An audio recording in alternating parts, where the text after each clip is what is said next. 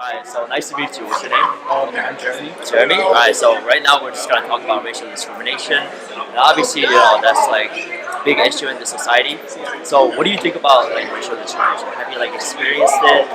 I haven't experienced it that much, and I'm thankful for that. But I do feel it's a very big problem in our society that needs to be fixed. Right, so like... I do. It's definitely something that has grown throughout the many years that it's been alive with. So yeah, it's definitely grown. Racism does affect a lot of people. It depends on each situation. Kind of depends on type of person. You talked about it before, actually.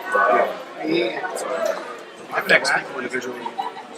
In society today, and I think that oftentimes a lot of people, especially people of the Caucasian race, try to sweep it under the rug and minimize it.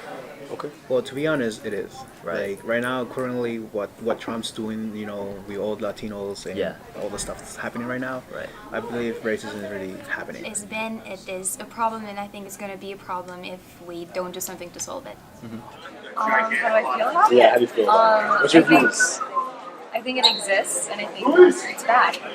Why is it bad? I mean, everybody knows why it's bad, but like, in your opinion, why is it bad? I mean, it takes away opportunities from people, and it divides people.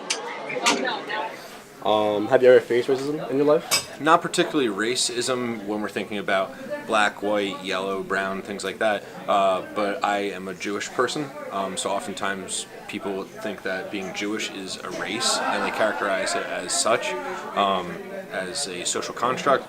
So when it comes to that, that's where I think I've seen some anti-Semitism, some bad things and stuff like that. Actually, I'm an international student coming from Albania, so I faced racism when I was in Europe. But I've seen different types of racism. In Europe, racism is from the country you're coming from. So saying me, I'm Albanian, some countries wouldn't like Albanians. So I've often felt that I didn't belong there if I would go and visit another country. Coming in the US, I thought that there wouldn't be racism. But here I see racism in terms of how much power you have. I see racism is because of money. If you have power and money, you're being called. You're not being called out. But if you don't have enough money and you're considered poor, you're being called out, and that's how I see racism in here. I guess subtle racism, not like outright, like you can't go to this college.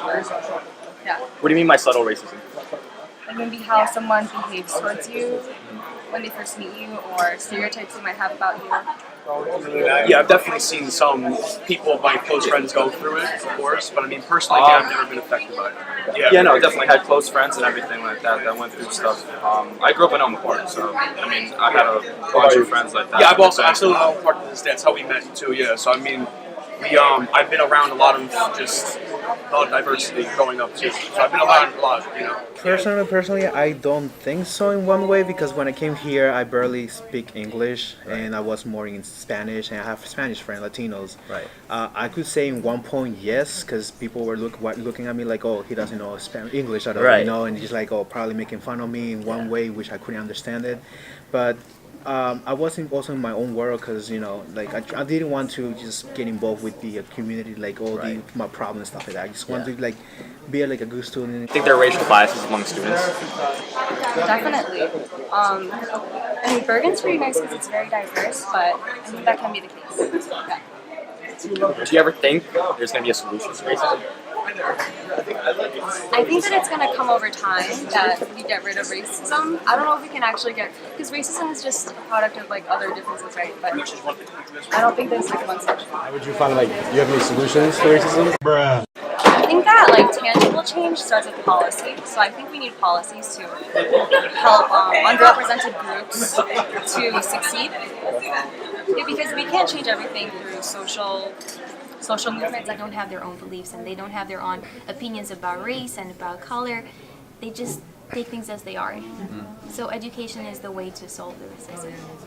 So one, thank you for the question. Something that I think is important is instead of calling people out, I think it's important to call people in. So to talk to them about, like, when you say a racist remark or act in a racist manner, call them in and try to educate them about why what they're saying is bad and not appropriate in society. So I think it's important to have that conversation, not be like, hey, like, what are you doing? Take it to the next step and be like, okay, let's make sure you're not doing that, and try to educate the person. That's amazing. That's good. Thanks. So like obviously racism still exists in America. Yes. Like what's your like what would you do in order to like prevent racism? You know, like start like protests or like rallies. You know, join the rally. You know. Yeah, as long as they're peaceful protests and everything like that. I mean, as long as people are getting their word across and everything like that, really, really like collective and understanding way. I don't see any problems with protests or anything like that. I mean, as long as everyone's safe, because protests that get out of hand that like people dying and everything like that, it's really messed up. I think it's more about the voice. Yeah, of course. It's more about the voice. If you have more people that'll stand and tell their opinion and talk to people and everything like that, words go farther than like violence.